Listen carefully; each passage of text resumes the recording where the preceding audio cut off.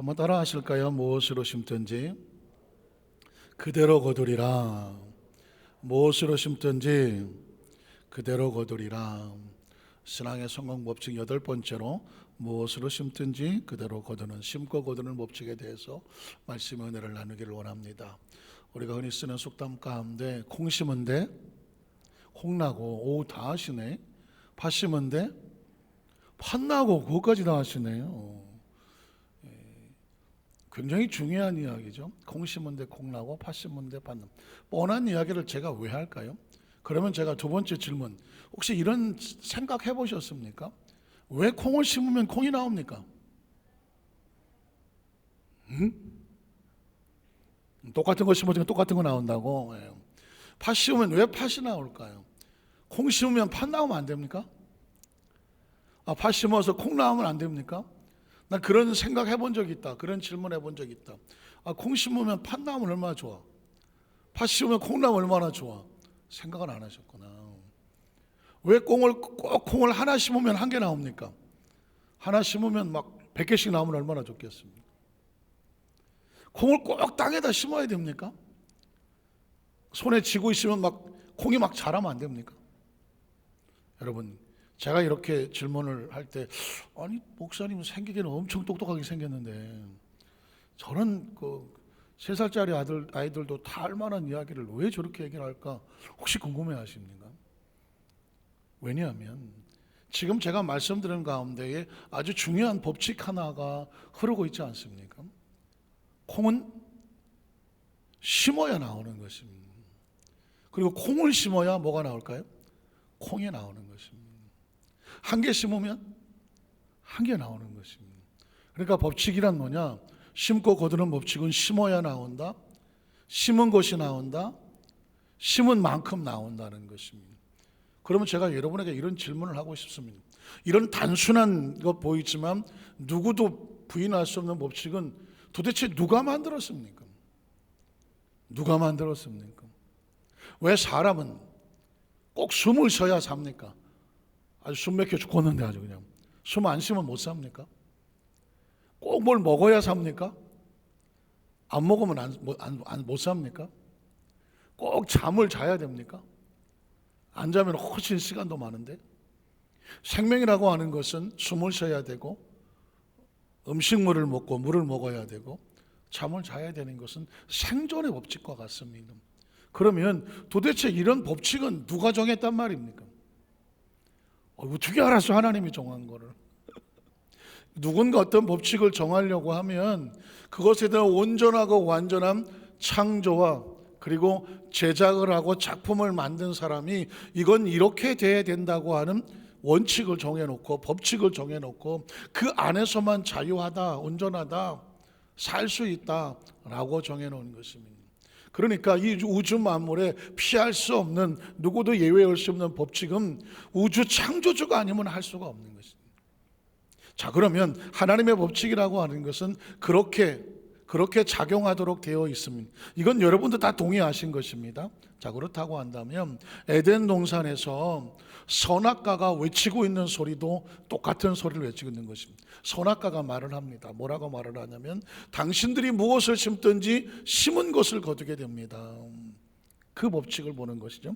창세기 15절로 16절에 보면 야훼 하나님이 그 사람을 이끌어 에덴 동산에 두어 그것을 경작하며 지키게 하시고 야훼 하나님이 그 사람에게 명하여 이르시되 동산 각종 나무 열매는 내가 임의로 먹되 선악을 알게 하는 나무, 선악과라고 말하죠.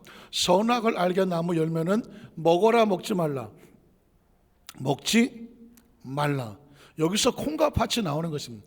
자, 먹지 말라는 콩이고 먹지 말라는 콩이고 먹으면 죽는다는 팥이다. 팥한테는 조금 미안해요. 근데 어쩔 수 없어. 콩치 팥이야. 콩치는 착하고 팥치는 좀 안 좋아서 그래서 제가 갖다 쓰는 건데요. 먹지 않으면 네가 산다. 이거는 콩이야. 선택하는 거. 먹으면 죽는다. 이건 팥이에요. 그러니까 저와 여러분에게 선악과는 이렇게 말하고 있는 것입니다. 우리가 콩을 심을지 팥을 심을지는 누가 결정해라? 저와 여러분이 결정하는. 그래서 인생이란 뭐냐? 초이스라고 말했죠. 선택은 뭐냐? 심는 겁니다. 심는 거예요. 우리가 무엇을 심느냐에 따라서 사람이 무엇을 심든지 뭐한다? 열매가 나온다.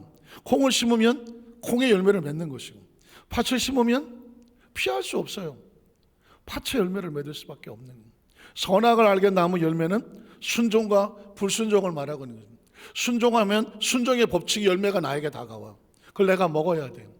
불순종은 법칙이 있어서 불순종을 하면 이게 내 입으로 들어올 수밖에 없어.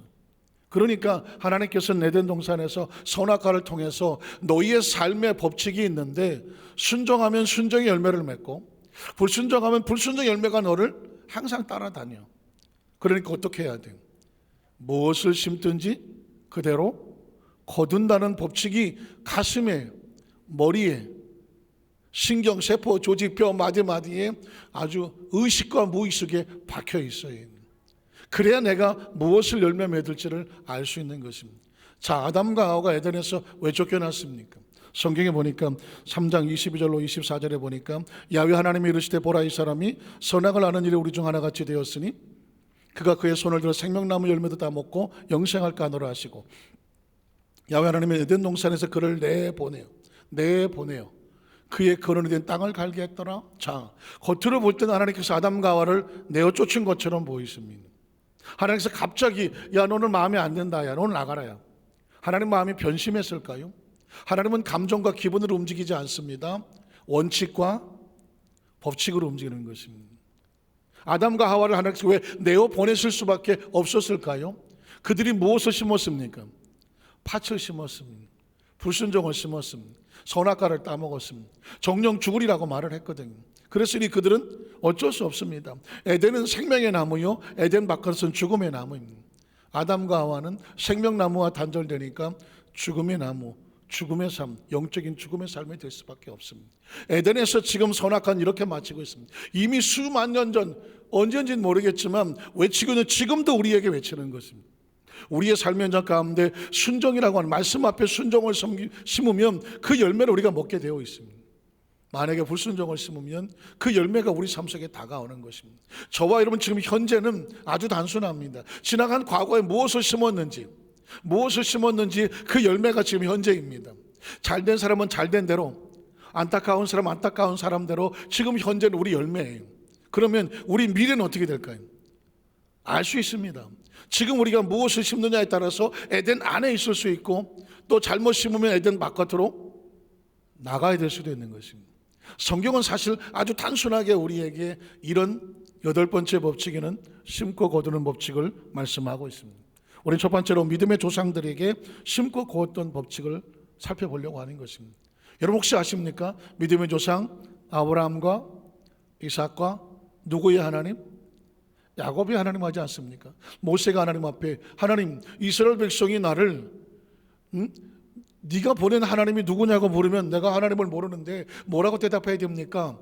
했을 때 하나님께서 모세에게 말하기를 가서 이렇게 말해라. 너희 믿음의 조상 아브라함의 하나님, 이삭의 하나님, 야곱의 하나님을 했다고 하셨습니다. 자, 그런데 여러분 제가 질문하는 것입니다. 원래 야곱과 에서는 리브가에서 나온 쌍둥이인데 누가 먼저 나왔습니까? 에서가 먼저 나왔습니다. 이 야곱은 원래 평생 남을 빌부터 먹고 사는 놈이라 에서의 발목을 붙잡고 따라 나왔다고 말하고 있는 것입니다. 그러니까 누가 먼저 나왔냐면 에서가 먼저 나왔고, 그럼 누가 형입니까? 에서가 형입니다. 그러면 어떻게 해야 됩니까? 아브라함의 하나님, 이삭의 하나님, 에서의 하나님이 되어야 되는 거예요. 이스라엘 백성들에겐 장자권이라는 것이 있었습니다. 그 집의 장남에게 하나님의 축복권이 흐르는 것입니다. 혹시라도 아버지가 돌아가시면 그 아버지의 유산에 다른 형제들이 갈 2배를 장자에게 주고, 하나님께서 약속하셨던 축복이 그 장자에게 이어져 내려가서 믿음의 가문을 이루는 것이거든요. 엄청난 축복이 장자에게 있는 것입니다. 그러니까 아브라함의 하나님, 이삭의 하나님, 에서의 하나님이 돼야 맞는데 어디서 뭐가 잘못됐길래 아브라함의 하나님, 이삭의 하나님, 갑자기 야곱의 하나님이 튀어나오는, 야곱은 둘째 아들이라 장자가 될 수가 없는 상황입니다. 자, 그러면 어떤 사건이 벌어지면 왜 이런 일이 벌어졌을까? 알 수 있는 방법은 하나입니다. 그들이 무엇을 심었냐는 것입니다.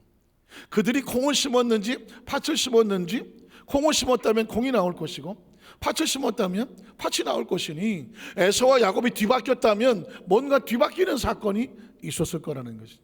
자, 창세기 25장 31절에 보면 야곱이 이르되 형의 장자의 명분을 오늘 내게 팔라.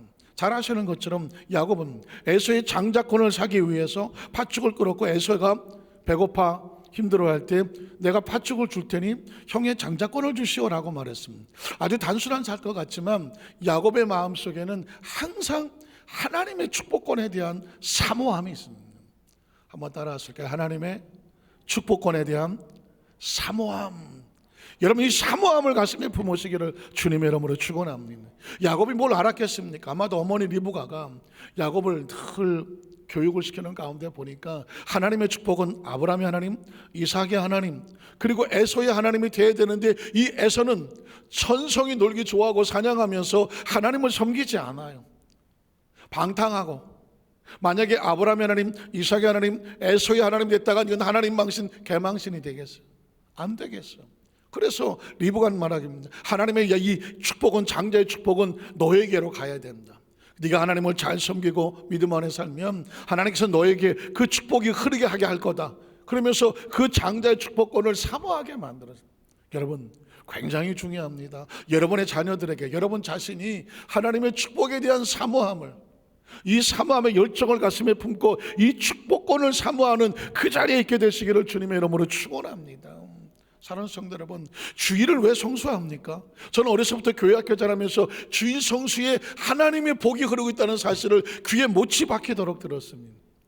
왜냐하면 하나님께서 너희가 내 이름으로 내 앞에 단을 쌓고 내 이름을 기념하고 하나님 앞에 예배하는 곳에 내가 강림하여 복을 주리라고 말했습니다. 예배에는 하나님의 축복이 흐르고 있습니다.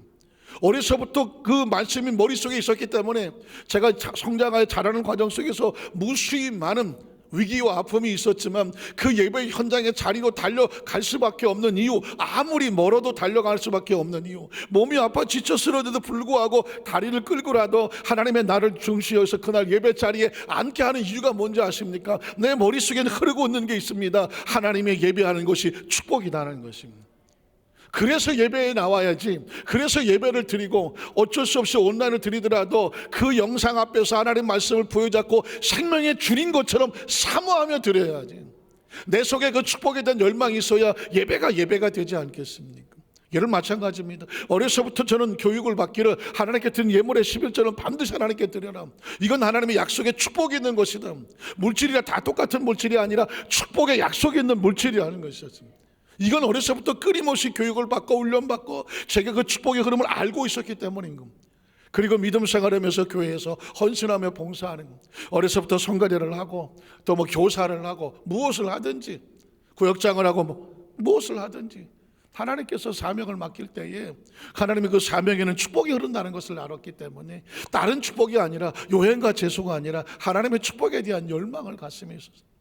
여러분, 야곱에게는 그 열망과 열정이 있으면 어떤 힘들고 어려움이 있어도 열정과 열망을, 그 축복을 받기 위해서 그 자리에 있게 하는 것입니다. 저는 우리 여대순복 안산교회 성도들 가슴 속에, 생각 속에, 신앙은 생활이 아닙니다. 신앙은 생활이긴 맞지만 생활로 끝나기에 너무 아까운 것입니다. 신앙은 환상도 아닙니다. 신앙은 뭐냐면 하나님의 축복에 대한 열망과 열정을 가지고 그 자리로 달려나가는 것입니다.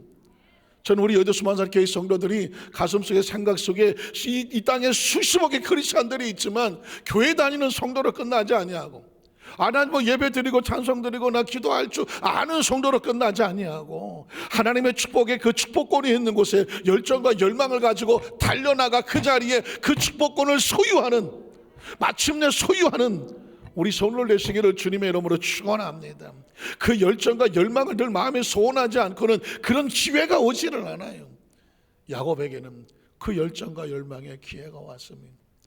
야곱이 이르되 형의 장자의 명분을 오늘 내게 팔라. 그 다음 절을 보니까 에서가 이르되 내가 죽게 되었으니 이 장자의 명분. 에서는 뭘 심었습니까? 아니, 내가 지금 배고파 죽겠는데 장자의 명물이 내게 뭐가 중요하겠습니까? 여러분, 생명이 중요합니까? 장자의 명물의 축복권이 중요합니까? 얼핏 보면 예수의 말이 맞습니다. 배고파 죽겠는데 무슨 축복권이 뭐가 필요해? 살아야 축복권이 필요하지. 그러나 기억하십시오. 생명은 생명의 가치가 있으나 하나님의 축복이 없는 생명은 생명의 가치를 상실하는 것입니다. 생명만큼 소중한 게 어디 있습니까? 그럼에도 불구하고 여러분 최근에 언론하는 걸 보십시오. 그 생명을 가지고 어린아이를 학대해서 어린아이가 죽게 하고 아주 그냥 신문에 도배를 하고 있는, 또 다른 사람의 생명을 아프게 하는 그 엄청난 생명을 가지고 다른 고귀한 생명을 상처 입힌다면 그 생명이 무슨 의미가 있겠습니까? 차라리 내하지 아니함만도 못하지 않습니까? 생명은 언제 가치가 있느냐? 하나님의 축복권이 있을 때 가치가 있는 것입니다. 하나님의 축복권이 함께해야 그 생명은 더욱더 빛이 나는 것입니다. 에서는 몰랐습니다. 내가 굶어 죽게 생겼는데 장자의 명분이 내게 무엇이겠니? 저는 우리 여도순바살교회 성도들이 신앙생활하면서 하나님의 축복권에 대한 아주 거룩하고 고귀하고 분명한 의미와 가치를 알게 되기를 주의 이름으로 축복합니다. 주의 성수야, 지금 내가 다 죽게 됐는데 주의 성수가 뭐가 중요해? 내가 당장 죽게 됐는데 11조가 뭐가 중요해요? 내가 바빠 죽겠는데 봉사는 무슨 봉사야? 여러분 보십시오. 봉사나 11조나 주의 성수는 하나님의 영역입니다. 하나님의 축복권과 같습니다. 그래 내가 지금 당장 먹고 살고 내가 힘들어 죽겠는데 이런 건 나중에 하고 이것도 사는 거예요. 맞아요. 먹고 살려면 살아야 됩니다. 그러나 그 생명 자체에 하나님의 축복권이 연결이 돼야 생명의 가치가 있는 것이죠. 에서는 뭐라고 말하냐면 내가 죽게 됐는데 장자 명분이 내가 뭐가 필요해? 아주 무서운 거. 결국 어떻게 됩니까? 그 다음 절을 보면 야곱이 이르되 내가 오늘 내게 맹세하라 해서가 맹세하고 장자 명분 야곱에게 팔아버렸습니다. 잃어버린 것이죠. 그랬더니 그 다음 절에 보니까 야곱이 떡과 팥죽을 에서에게 주매 에서가 먹으며 마시고 일어나 나갔으니 에서가 읽기가 참 가슴 아파요. 에서가 장자의 명분을 어떻게 여겼더라? 가볍게 여겼다는 겁니다. 신앙생활에 아주 무서운 착각은 뭔지 아십니까? 내가 하나님의 영역을 뭐가 중요하고 뭐가 가볍다고 자기가 판단해 버리는 것입니다. 여러분 하나님의 것을 우리가 어떻게 함부로 가볍게 아니야 그건 내 마음대로 해도 돼. 이거 그럴 수도 있지. 누가 판단한단 말입니까? 전 지금 여러분에게 아주 중요한 결단 각오를 가지고 제가 정말 심령을 쏟아서 하는 거예요. 왜냐하면 살아야 되니까, 회복해야 되니까, 그리고 그 축복의 자리에 있어야 되니까. 에서를 보시죠. 세상에 이렇게 가슴 아픈 사람 어디 있습니까? 태어날 때부터 장자의 축복을 갖고 태어났으나 가볍게 여겼고 그게 나한테 무슨 소용이 있느냐고 하나를 아주 쉽게 털어버리고 나니까 어떻게 된지 아십니까? 하나님의 축복을 받을 일이 없게 되는 것입니다. 축복권을 사모하는 자와 축복권을 잃어버린 자는 이런 결과를 가져옵니다. 27장 27절 30절에 보면 이제 에서가 이삭이 세상을 떠날 때가 하나님 앞에 갈 날이 다가오니까 자신의 그 영적인 축복을 내려주어야 되거든요. 물론 야곱이 에서처럼 변장을 하고 와서 이삭은 에서인 줄 알고 축복을 했지만 그러나 그 장자의 축복권이 야곱에게 흐르고 있습니다. 그 가까이 가서 그에게 입맞추니 아버지가 그의 옷에 향초를 맡고 그에게 축복하여 이르되 내 아들의 향취는 야훼께서 복주신 밭의 향취로다. 그러면서 하나님은 자신이 받았던 그 축복을 쏟는 것입니다. 하늘의 이슬과 땅의 기름짐이며 풍성한 곡식과 포도주를 내게 주시기를 원하노라. 자신이 아버지 아브라함으로 받았던 그 모든 축복을 자기 자신의 그 자녀에게 그 축복권이 흐르고 있는 것입니다.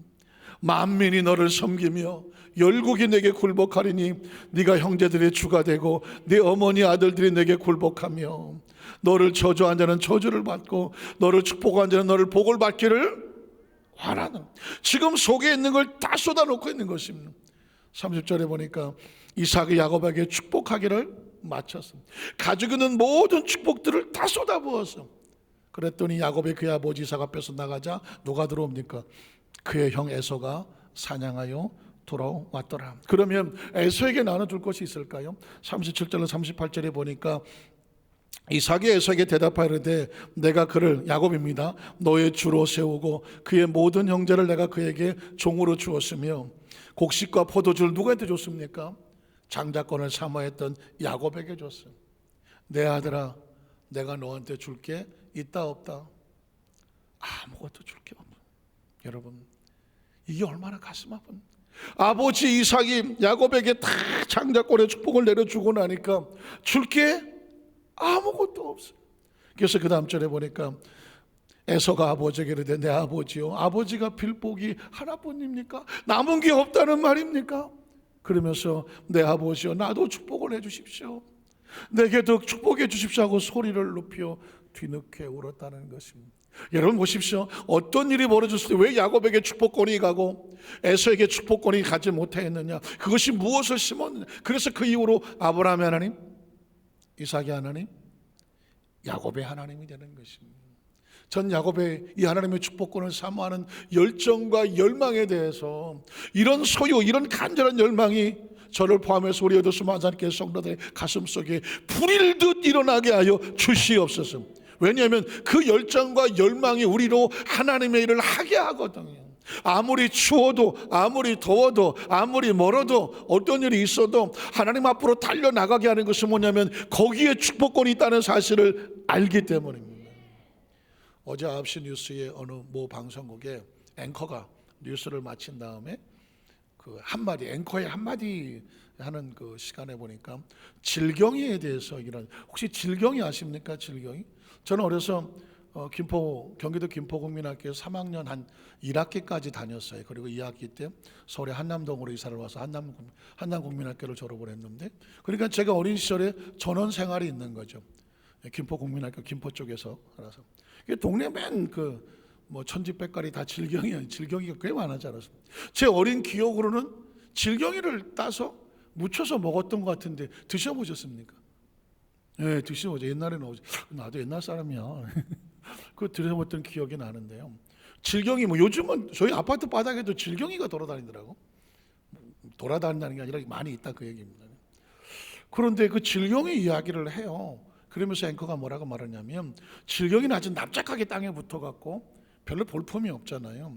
그런데 질경이가 숲속에 있지 아니하고, 그것도 무슨 길거리에 돌아다니는 길거리에 있는 이유는 숲속에 있으면 자기 존재가 보이지 않는데 길거리 바깥으로 나오는데, 그런데 가다 보면 사실 길거리 바깥에 있다가 보니까 사람들이 밟기도 하고 자동차가 지나가서 뭐 차 밑에 깔리기도 합니다. 그런데 질경이는 사람들에게 밟히고 차에 깔려도 그거를 감수해, 또 그거를 노려, 그것을 원해. 이유가 뭔지 아십니까? 질경이를 밟고 지나가다 보면 질경이 씨앗이 사람의 신발에 붙어, 차 밑에 깔리다가 보면 질경이의 그 씨앗이 차에 붙어, 사람이 걸어가다가 가는 곳마다 질경이 씨앗이 떨어지면 떨어진 곳에서 질경이가 자라. 자동차가 얼마나 멀리 가겠어요? 멀리 갔는데 거기 씨앗이 떨어지면 거기서 또 자라. 그러니까 질경이는 스스로 움직이지 못하고 납작하게 짜게 땅에 붙어 있지만 그 사람들에게 밟히고 그리고 바퀴 밑에 깔려도 열정과 열망이 있어 내 씨앗을 최대한 멀리 뿌려서, 더 멀리 뿌려서 더 많은 질경이들이 살아남게 하기 위해서 생명에 대한 열정과 열망을 가지고 지렁이가 아니라 질경이는 길거리 바닥도 마다하지 않냐고 거기 납작 엎드려서 밟히고 깔려도 웃음을 지을 수 있는 이유, 생명을 펴려고 하는 거예요. 전 깜짝 놀랐습니다. 아, 그랬구나. 그 조그맣고 볼품없는 이름 없는 잡초라고 불린다고 하는 그 질경이가 그 생명을 퍼뜨리기 위해서 어마어마한 고통을 감수해 가면서도 그래서 그런지 아파트 바닥에도, 아파트 그 앞에도 막 질경이 어디서 누가 갖다 놓은지 모르지만 질경이들이 있더라고요. 사랑하는 성도 여러분, 열정과 열망이 느껴지지 않습니까? 우리가 힘들고 어렵다고 할지라도 하나님의 생명이 내 삶 속에서 차고 넘쳐나기 위해서 비록 내가 밟히고 비록 깔린다고 할지라도 목적은 하나야. 하나님의 그 축복권에 대한 열정과 열망이 꽃피우기 위해서 기꺼이 여러분 그걸 포기하지 않냐고, 그걸 지어 삼을 수 있는, 그걸 손에 쥘 수 있는 저와 여러분 되시기를 주님의 이름으로 축원합니다. 여러분, 두 번째로 약속의 땅 가나안 땅에 보면 참 신기한 일이 있습니다. 가나안 땅은요 약속된 거거든요. 하나님이 주시겠다고 한 땅입니다. 그런데 여러분 아시겠지만 가나안 땅 눈앞에 두고 콩과 팥이 갈라집니다. 어떤 사람은 들어가는데 어떤 사람은 못 들어가더라고요. 아니 둘 다 약속을 받았는데 왜 들어가는 콩이 있고 못 들어가는 팥이 있을까? 이유는 하나입니다. 제가 아까 말씀드렸습니다. 어떤 일이 벌어졌을 때는 반드시 무엇인가 심겨졌기 때문에 그 심겨진 열매가 드러나는 것입니다. 자, 내용을 한번 살펴보겠습니다. 창세기 28장 12절로 15절에 보면 꿈에 본즉 사닥다리가 땅 위에 서 있는데 그 꼭대기가 하늘에 닿았고, 또 본즉 하나님의 사자들이 그 위에서 오르락 내리락 하고, 또 본즉 야훼께서 그 위에 서서 이르시되 나는 야훼니 너희 조부 아브라함의 하나님 이삭의 하나님. 이제 누구에게 말합니까? 야곱에게 말하는 것입니다. 내가 누워있는 땅을 내가 너와 네 자손에게 주겠다. 이게 가나안 땅이거든요. 이 땅을 주시겠다고 야곱 아브라함에게 이삭에게 말하고, 그리고 누구에게 말합니까? 야곱에게도 말하는 것이었습니다. 그럼 반드시 주시는 거죠. 이거는 내 자손의 땅의 티끌같이 되어 내가 서쪽과 동쪽과 북쪽과 남쪽으로 퍼져나갈 것이며, 땅의 모든 족속이, 그 땅을 받은 족속들이 너와 내 자손으로 말미암아 복을 받게 될 거다. 내가 너와 함께 있어서 내가 어디로 가든지 너를 지키며 너를 이끌어 이 땅의 주인이 이 땅으로 다시 돌아온다. 돌아오게 할 것이다. 내가 네게 허락한 것을 다 이루기까지 너를 떠나지 아니하리라 하시니라. 반드시 너와 네 자손이 이 땅의 주인공이 될 거란 말씀입니다. 그런데 여러분, 그랬으면 이 약속을 받은 잔백만이 다 가나안에 들어와야 되지 않습니까? 근데 우리가 알잖아요. 다 들어가진 못했습니다. 그렇다면 무슨 일이 일어났을까요? 민수기 14장 20절 23절에 보니까 야훼께서 이르시되 내가 내 말대로 사노라. 그러나 진실로 내가 살아있는 것과 야훼의 영광이 온 세계에 충만할 것을 두고 맹세하노니 내 영광과 애굽과 광야에서 행한 내 이적을 보고서도 이같이 10번이나 나를 시험하고, 이건 누군가 하나님에 대해서 의심하고 불신앙하고 믿지 않았다는 것입니다. 이걸 심었던 어떤 누군가가 있었습니다. 나를 시험하고 내 목소리를 청종하지 아니한 사람이 있었습니다. 다시 말해서 제가 아까 콩과 팥이라고 말했으면 콩이 아닌 팥, 불순종을 심은 사람들이 있었다는 것입니다. 그 사람들은 어떻게 됩니까? 팥을 심었기 때문에 뭘 거두어야 되죠? 팥을 거두어야 돼요. 내가 그들의 조상들에게 맹세한 땅을 주겠다고 말했지만 심지 않았다면 거둔다 못 거둔다? 못 거두죠. 결단코 보지 못할. 그래서 못 들어가는 거예요. 그래서 못 들어가는 것입니다. 잘못 심었기 때문에 그 땅에 들어가지를 못하리라고 말하는 것입니다. 그 다음 절을 보면, 이 4절에 보면 또 나를 멸시함. 자, 불순종, 불신앙, 청정하지 아니한 사람, 하나님을 멸시하는 사람이라고 말합니다. 멸시하는 사람. 멸시하는 사람은 한 사람도 그것을 보지 못하리라는, 하나님의 나라는 법칙이라고. 야, 너 못생겨갖고 너 들어오지 마라가 아닙니다. 아유, 너 그거라, 그게 아니에요. 하나님의 나라는 법칙에서 움직여요. 그럼 우리는 아무리 내가 태어날 때 조금 어렵게 태어났든, 환경이 어려웠든, 다른 사람들 내가 뭐 부족한 게 많든, 이건 아무 의미가 없어. 삶을 살아가는 동안에 내 여건과 환경이 있지만 지금부터 내가 무엇을 심느냐에 따라서 하나님의 법칙은 달라지는 것입니다. 콩을 심으면 콩이 나오고 팥을 심으면 팥이 나올 수밖에 없는 것입니다. 자, 그러면 그 다음 절을 보면 야훼께서 모세와 아론에게 말씀하여 이르시되 나를, 자, 원망이 나오지 않습니까? 불순종, 멸시, 그 다음에 청종하지 아니한 것, 또 하나님에 대해서 원망과 불평, 원망한, 그걸 뭐라고 말해요? 악한 회중이라고 말하죠. 내가 어느 때까지 참겠느냐. 이스라엘 자손이 나를 향하여 원망하는 바, 그 원망하는 말을 누가 들었습니까? 내가. 여기서 무서운 법칙입니다. 우리 입에서 나오는 나의 삶의 불신앙과 원망과 그리고 청정하지 아니한 이 모든 악한 것들은 하나님의 귀에 심겨지는 것입니다. 내가 하나님의 귀에 심겨, 내가 들었다고 말하는 것입니다. 여러분 잘 아셔야 돼요. 우리가 사는 삶은 어딘가에 심겨지는 것입니다. 오죽하면 뭐 반말은 뭐 새가 듣고 낱말은 쥐가 듣는다. 이 말은 뭐냐면 없어지지 않는 거예요. 어딘가는 숨어서 씨를 뿌리고 자라고 있는 것입니다. 말이 씨가 된다는 얘기도 마찬가지입니다. 그냥 던져놓은 말이지만 수십 년이, 아니 얼마 지나자 그게 나한테 열매로 다가오는 것입니다. 그래서 그 다음 절을 보면 뭐라고 말할까요? 그들에게 이르기를 야훼의 말씀에 내 삶을 두고 맹세하노라. 너희 말이 내 귀에 뭐한 대로? 들린 대로. 한번 따라 하실까요? 들린 대로, 들린 대로, 들린 대로. 여러분 말 한마디가 얼마나 중요한지 아시겠습니까? 하나님께 들렸으니 하나님께서 들린 대로 역사하겠다는 것입니다. 들린 대로 내가 너에게 행한다고 말했습니다. 들린 대를 다른 말로 바꾸면 심은 대로, 한번 따라하세요. 심은 대로, 심은 대로, 심은 대로. 또 다른 말로 바꾸면 행한 대로, 행한 대로, 행한 대로입니다. 제가 아까 처주에 콩 심은 데 콩 나고 팥 심은 데 팥 난다, 우주 만고 불변의 법칙이라고 말했습니다. 알면 뭐해? 이제 여기다 두고 이게 내 삶 속에서도 동일하게 인생이란 심고 거두는 거다. 무엇으로 심든지 콩을 심으면 콩이 나오고 팥이 나온다. 하나님의 약속의 말씀에 우주는 그렇게 반응한다. 하나님이 나는 그렇게 반응한다. 내 말이 너희가 말한 말이 내 귀에 들린 대로 행한다. 이건 법칙이라고 말하는 것입니다. 그래서 결과 뭐라고 말합니까? 너희 시체가 이 광야에서 엎드려질 것이라. 너희 중에서 20세 이상으로 계수된 자 곧 나를 원망한 자, 원망이라는 단어가 나오죠. 원망한 자 여분네 아들 갈렙과 눈의 아들 여호사 외에는 내가 맹세하여 너희에게 살게 하리란 땅에 결단코 들어가지 못하리라. 어떤 신학자는 말하기를 구약의 하나님은 분노하시는 하나님, 심판하시는 하나님, 자기 백성을 매정하게 쳐서 죽이시는 하나님, 그렇게 말하기도 합니다. 사랑하는 성도 여러분, 하나님이 죽이십니까? 그들 스스로 잘못 심어서 결과를 얻습니까? 잘못 심어서 결과를 얻는 것입니다. 잘못 심어서. 그러면 그 다음 절을 보면 또 다른 사람들이 나오죠. 그러나 내 종 갈렙은 그 마음이 그들과 어땠습니까? 달랐다. 뭐가 달랐습니까? 팥을 심지 아니하고 콩을 심은 게 달랐다는 거죠. 한번 따라하세요. 심은 것이 달랐다. 심은 것이 달랐다는 거예요. 여호수아 갈렙은 하나님을 선택했다는 거죠. 사실은 신앙은요, 선택과 심는 겁니다. 그 마음이 그들과 달라서 나를 온전히 따랐은즉, 결국은 뭐예요?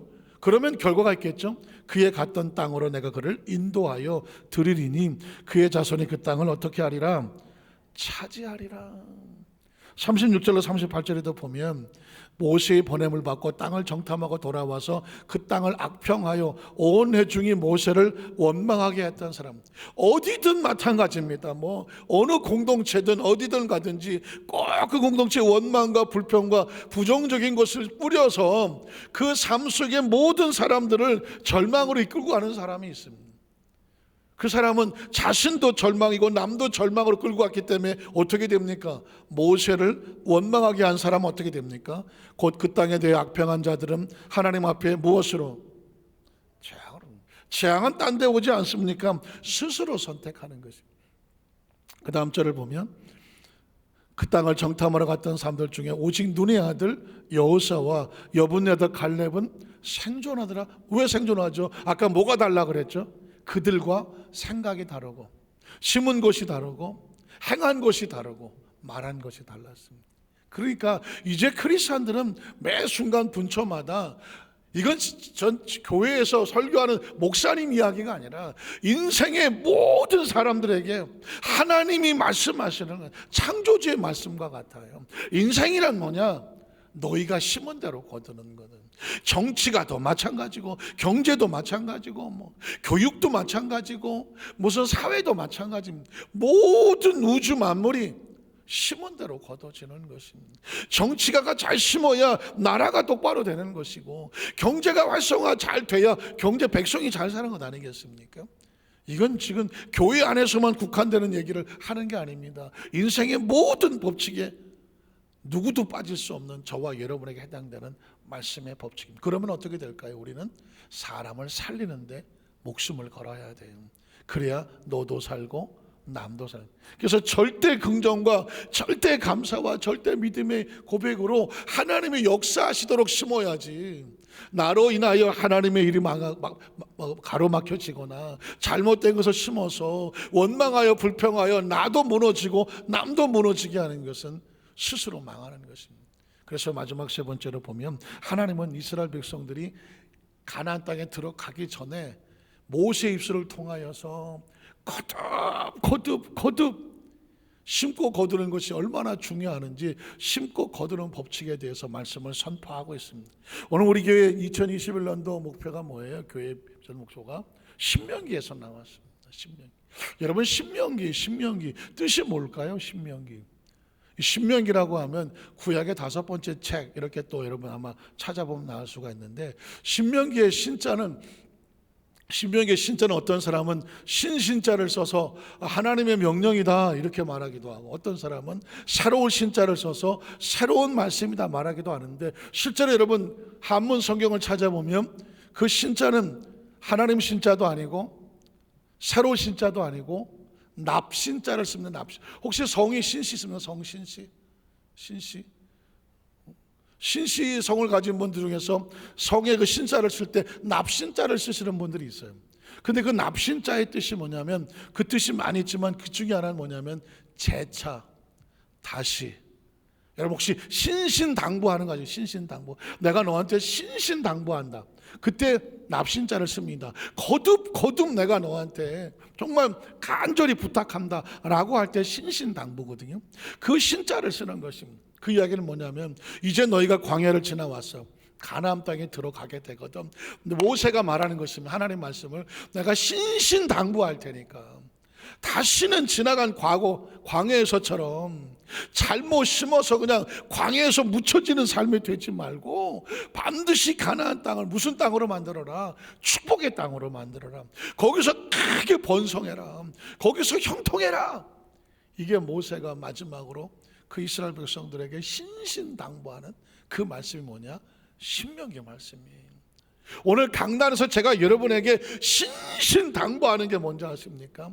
하나님의 말씀을 마음판에 새겨서, 저는 여러분에게 뭐 이 말씀을 듣고 그럼 뭐 여러분이 그냥 뭐 교육하는 것도 아니고 그냥 교양을 하는 것도 아니고, 제 가슴은 입이 비쩍비쩍 마르고 가슴이 처절해지는 건 뭐냐면, 다시는 지나간 과거처럼 잘못 심어서 팥 심어서 팥 거두지 말고 제발 콩 심어서 콩을 거두시오. 이제 저와 여러분이 삶을 살아가면서 신앙이란 교양도 아니고 교육도 아니에요. 삶의 생명이 달려있는 것입니다. 한번 따라하실까요? 신앙이란 생명이 달려있는 것입니다. 그러니 이것은 남녀노소를 보호하고 어른들만 들어야 될 말씀도 아니고 아이들만 들어야 될 말씀도 아니고 아유 신앙 좋은 재직들만 들어야 될 것이 아니라, 생명을 가졌다면 누구를 막론하고 다시는 실패하지 말고, 다시는 실수하지 말고, 다시는 후회하지 말고, 다시는 하나님 것 잃어버리지 말고 반드시 그 약속을 지키며 그 번성한 삶을 살아라. 이게 신명기거든. 여러분 볼까요? 신명기 6장 1절로 2절에 보면, 이는 곧 너희 하나님 야훼께서 너희에게 가르치라고 명하신 명령과 규례와 법도라. 너희가 건너가서 차지할 땅에서 행할 것. 행함이 뭐라죠? 행한 대로, 들은 대로, 심은 대로 너희 삶이 심어야 될 것이니, 그럼 어떻게 될까요? 곧 너와 내 아들과 내 손자들이, 너와 내 자녀와 내 자손들까지도 평생에 내 하나님을 경외하는 열매를 거두게 될 것이고, 내가 너희에게 명한 그 모든 규례와 명령을 지키게, 그것을 심으면, 그렇게 행동하면 지켜지게 되는 것이며, 내 나를 어떻게? 장구하게 하게 하는 것이다. 혹시 장구가 무슨 뜻인지 모르십니까? 길게, 영원히, 오랫동안 생명의 날수를 길게 하게 원하는 것이 하나님의 뜻입니다. 그 다음 3절에 보면, 이스라엘아 듣고 삼가 그것을 뭐해라? 행하라. 행하라가 어떻게 들려야 돼요? 심어라. 하나님 말씀에 들리게 해라. 그러면 어떻게 돼? 그러면 그것을 행하라. 그래야만 내가 무엇을 받고? 복을 받겠습니다. 여러분 우리 인생의 복은요 뭐 요행과 재수가 아닙니다. 말씀대로 행했을 때 다가온 결과입니다. 믿으십니까? 복을 받고, 그리고 내 조상들의 하나님 야훼께서 내게 허락하심과 같이 젖과 꿀이 흐르는 땅에서 내가 크게 번성하리라. 한번 따라, 크게 번성하리라. 크게 번성하리라. 제가 2021년도 우리 여의도 수만산교회 교회 비전을 세우면서, 하나님 신앙의 성공의 법칙을 말씀을 주시고, 이 법칙이 하나하나 선포될 때 성도들의 가슴 속에, 생각 속에 새겨져서 온 성도를 반드시 크게 뭐하게 해 주시옵소서. 번성하게 해달라는, 전 여러분이 반드시 번성하기를 원합니다. 영혼이 잘 되기를 원합니다. 범사가 형통하기를 원합니다. 강건함이 넘치기를 원합니다. 이게 제 사명입니다. 강단에 선포하는 이 자리에 서 있는 이유가 뭔지 아십니까? 우리 여의도 수만산교회 성도들 이 천하보다 소중한 생명을 가졌으니 말씀 붙잡고 말씀대로 행하여 말씀대로 심어서 약속의 말씀대로 크게 번성하며 장구하게 하여 주시옵소서. 이왕의 생명을 갖고 태어났으니 그 생명이 장구해야 되지 않겠습니까? 그 생명이 번성해야 되지 않겠습니까?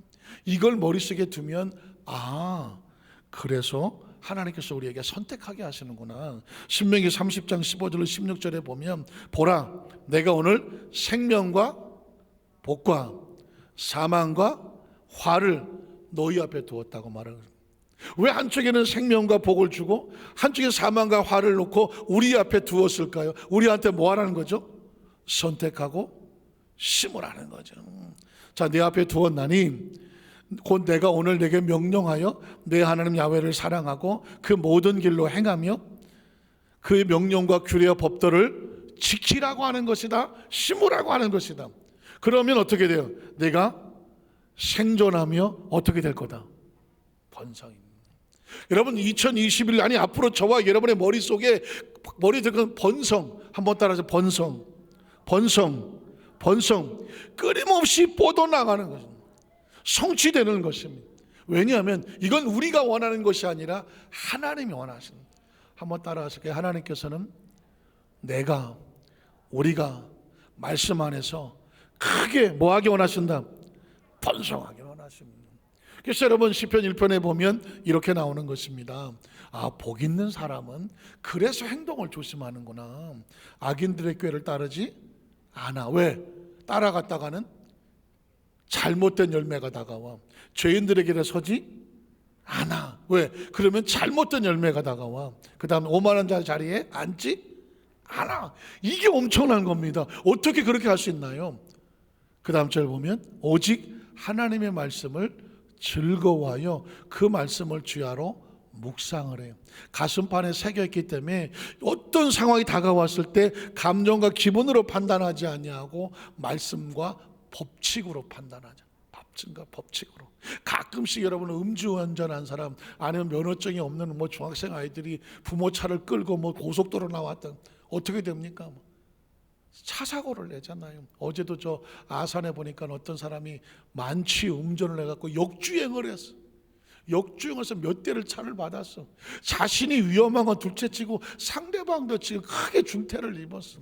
왜 음주운전이 왜 안 됩니까? 왜 아직 면허증 없는 사람이 왜 운전하면 안 됩니까? 법규를 몰라. 법칙을 모르고 음주운전하면 그 순간에 법칙과 법계가 판단이 안 서. 그래서 여러분 그런 사람을 따라가면 어떻게 돼요? 망할 수밖에 없어.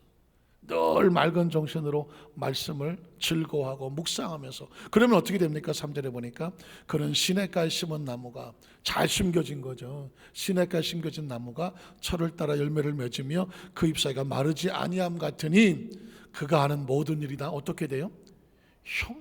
형통은 그냥 오지 않아요. 말씀 안에 법칙을 지켰을 때 오는 것입니다. 시편 126편 5절 6절에 보면 때로 눈물 나고 힘들어도 씨를 뿌려야 돼요. 눈물을 흘리며 씨를 뿌리는 자는 기쁨으로 거두리로다. 울며 씨를 뿌리러 나간 자는 반드시 기쁨으로 그 곡식단을 가지고 돌아오리로다. 왜 씨를 뿌려요? 심어야 나니까. 농부는 그걸 알기 때문에 아무리 힘들어도 뿌려 나가는 것입니다. 말라기라고 하는 성경을 아십니까? 말라기 구약 성경의 가장 마지막 3927 39번째 마지막 선지자가 피를 토하듯이 외치고 있는 말씀도 심고 거두는 법칙이었습니다. 말라기 3장 7절로 9절에 보면 만군의 야훼가 이르노라 너희 조상들의 날로부터 너희가 나의 규례를 떠나 지키지 않으면 어떻게 될까? 에덴에서 아담과 하와가 쫓겨나갔던 것처럼 광야에서 불순종했던 백성들이 무덤이 됐던 것처럼 하나님의 말씀을 떠나 지키지 않았으면 그 열매가 얼마나 처참한. 그런즉 내게로 돌아오라. 다시 말해서 관계 회복을 말하는 거죠. 다시 심어라. 그리하면 나도 너희에게로 돌아가리라 하였더니 너희가 이르기를 우리가 어떻게 하여야 하나님께 돌아갈 수 있습니까? 라고 말했습니다. 그러자 사람이 어찌 하나님의 것을 도둑질하니. 그러니까 이스라엘 백성들이 하나님의 것을 도둑질했다고 하면, 그러니까 하나님 앞에 말씀을 지키지 않았다는 것이죠. 그러나 너희는 나의 것을 도둑질하고도 말하기를 우리가 어떻게 주의 것을 도둑질하였습니까? 라고 묻더니 하나님, 우리가 어찌 하나님의 걸 훔쳤습니까? 라고 물었다고 말하는 것입니다. 그랬더니 이는 곧 11조와 봉헌물이란 말이 여기서 나옵니다. 말라기 선지자의 마지막 외침은 뭐냐면 너희가 하나님의 것을 도둑질하지 말라. 그러면 어떻게 될까요? 하나님의 것이 너에게 심어질 수가 없는 거죠.